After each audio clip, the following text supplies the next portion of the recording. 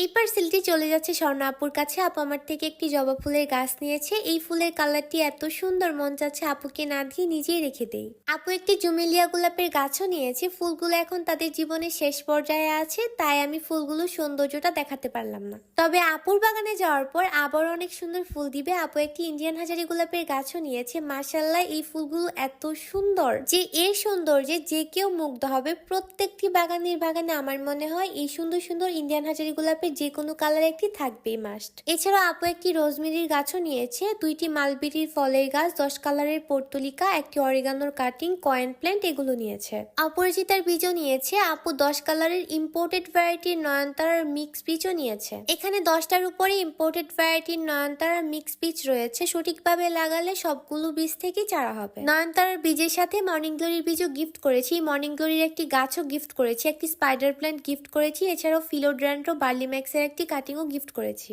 এটা আমার কাছে অনেক ভালো লাগে, একদম ফুল ইনডোরে পানির মধ্যে রাখলে এটা অনেক সুন্দর হয়ে যায়। আপুকে আমার বাগানের একটি জুমেলিয়া গোলাপও গিফট করেছি। আপুর বাগানের জন্য আমার পক্ষ থেকে অনেক অনেক শুভকামনা।